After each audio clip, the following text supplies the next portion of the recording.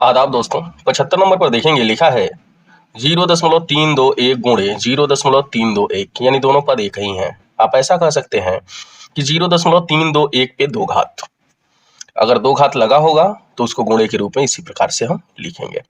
Minus 0.179 गुणे 0.179, यहाँ भी दोनों पद एक ही हैं, यानी 0.179 पे दो घात, यानी ऐसे आप समझ सकते हैं a square minus B square यहाँ लिखा हुआ है और बटे में लिखा है वही दोनों पद माइनस के रूप में, यानी 0.321 माइनस 0.179। ये भिन्न का सवाल है और वर्गांतर के सूत्र पर आधारित है।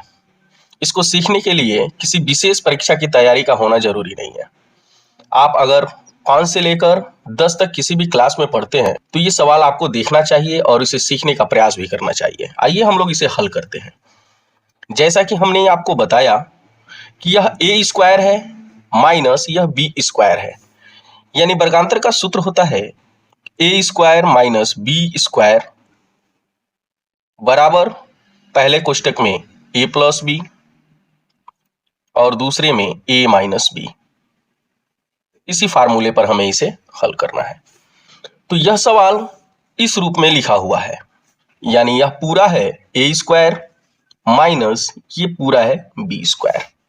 देख रहे हैं ना, हम इसे ब्रैकेट के रूप में इस तरह से लिखेंगे, यानी पहले ब्रैकेट में a प्लस बी यानी 0.321 प्लस 0.179 ब्रैकेट बंद, और दूसरे ब्रैकेट में हो जाएगा 0.321 माइनस 0.179 और इस पूरे का बटा है यह पद 0.321 माइनस 0.179।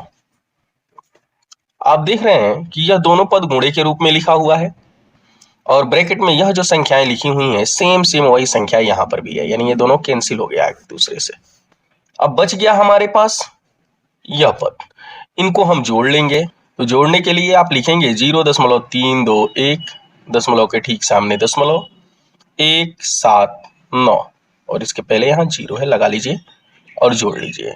9 1 10 का 0 हासिल 1, 7 2 9 1 10 का 0 फिर हासिल 1, 3 1 4 1 हासिल जोड़े तो 5 हुआ और दशमलव के ठीक सामने आपने दशमलव लगा लिया, यानी आपको मिला 0.5।